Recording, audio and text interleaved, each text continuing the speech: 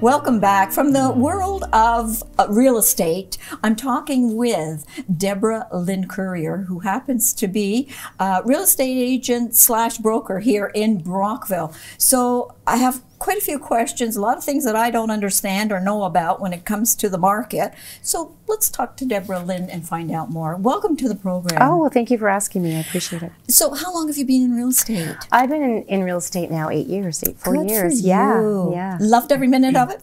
I have. I Good. transitioned from another job into real estate because it was always my dream job. So at 53, I went back to school. Yes. And I became licensed. So, wow. Yeah. That's awesome. Please tell our viewers, what is the difference between a real estate agent and a broker?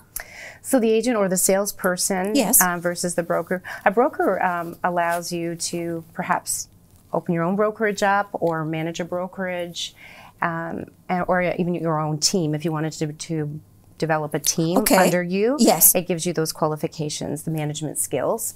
I didn't take it on for that purpose. I wanted the whole package, the education component of it. So that's why I did it initially. Right. Yeah. So in other words then, a broker would hire real estate agents. Yes, is that correct? Yes. Okay. Yeah. All right. We have got it. yeah, we have a broker of record who actually manages our brokerage, right? And so I don't compete or take on that role in any way, just to qualify that. But yeah. And alrighty, so it's now.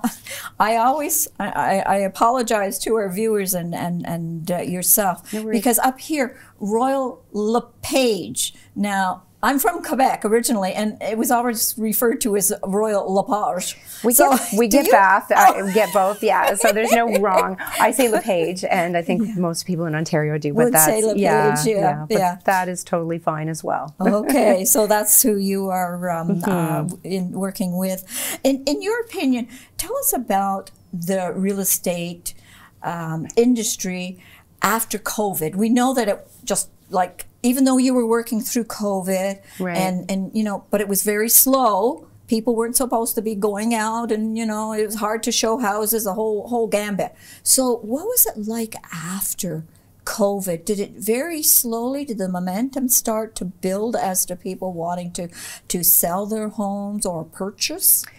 So the COVID market, as we kind of affectionately refer to it as, was from March 2020. To probably the end of the summer of 2022. And that's when you did see interest rates rise. Yes. And then the market slowed down. And what that meant for us in terms of the market, it wasn't the craziness. It wasn't the overbidding, people going in with no conditions, the over asking, that type of scenario. Yes. It normalized again. So I had I was fortunate to be pre-COVID, so I've had that experience of, you know, you put how to market, how to put the sign in, and you have to, it's not going to be instant, like 5 minutes and it turns over to sold. So I had that experience. So what it means now is just the way it was before COVID. It's normalized. So when someone, you know, you list your house, people, you know, there is a time frame. I think our inventory is about a 30 to 60 day turnover here, depending. And so people do, when they do offer, they will have the conditions of financing, home inspection, which is great because we all want to do our due diligence because it's one of those most important purchases of your life, and you want to make sure that you're making the right choices and you have the right, correct information. Yes, exactly, exactly. So what would the market be right now? Are we talking, I know there's the phrase they use, it's a seller's market, it's a buyer's market. I never know exactly what the market is doing. So what is the market doing in real estate? I think it's a bit of both now. It's kind of normalized. So, I mean, we're starting our spring market. We're well into it now, like kind of launching it now. So we're getting more inventory, which is great. So buyers are having more selection. But houses are still selling well when they do come to market. So therefore, I think it's a bit of both. I can understand that. Yeah. I really can. Now, during COVID, I like this idea. I thought it was very clever. The videos, like you couldn't have open houses. No. But yet, you used technology and video, the property, and you were able to show it. Right. So, you know, in that manner.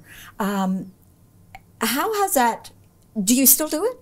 Oh, absolutely. Now, I was doing it before COVID. I started in 2008 to the end of 2018, 19. So I was very familiar with that product. Yes. What it looked like.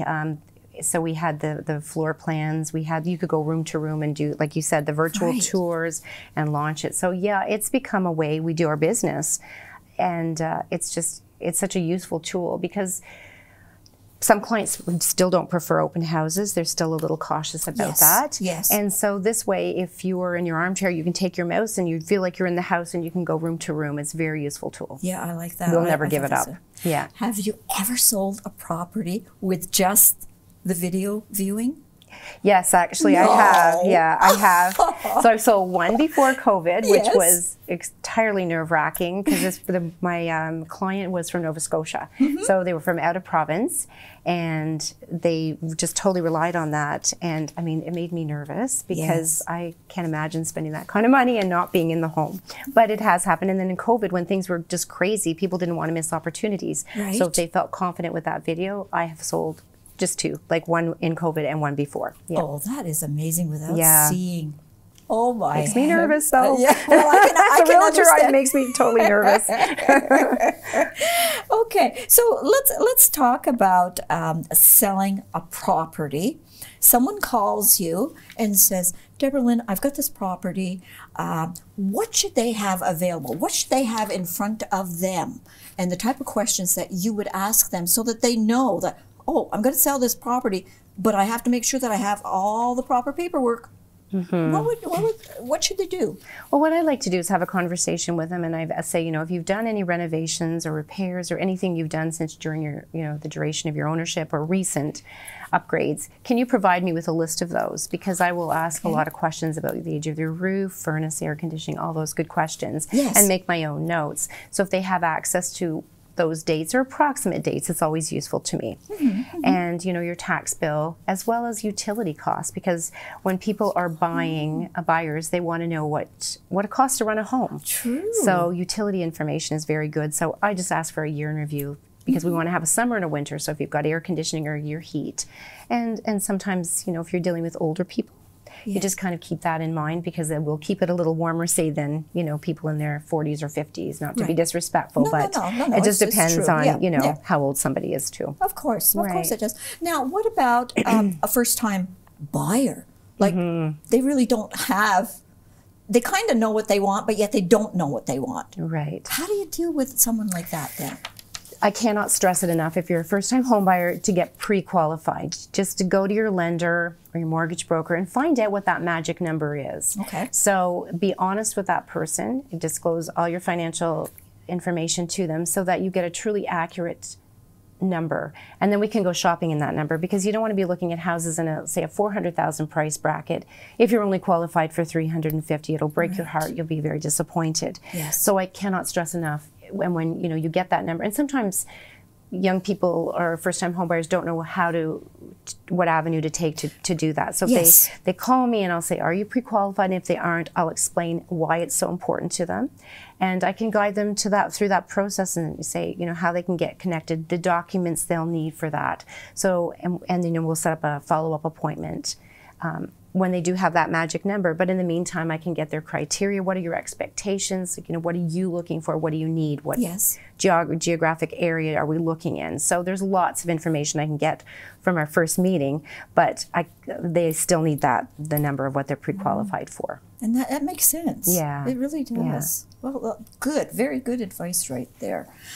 So are bidding wars starting to happen now? I wouldn't think that there was a lot of, well, I could be wrong, maybe, during COVID or just post-COVID, there probably was a few bidding wars, but are people starting to get out more? Are they saying, oh, jeepers, I really want that property? And is this happening now? Very seldom. It's not happening a lot. So it's not like what we see on TV? No, okay. Not at all. No, it isn't. So we don't do the whole... one thing that happened in COVID was we'd have a specific date and time for an offer presentation, and we call that the holdback of offers. So we'd get as many people in, say, in a week time that we could, and then we'd have the offer presentation. So that generated bidding wars. Okay. We don't do the holdbacks anymore. No. I think the public's done with that. Yes. We're done with that. So what we do is we just take offers whenever they arrive. Right. Sometimes I can't say there isn't the odd multiple offer situation, but when it does happen, it's not what it used to be. It's not the 100,000 or the 50,000 over. It's a modest overbid.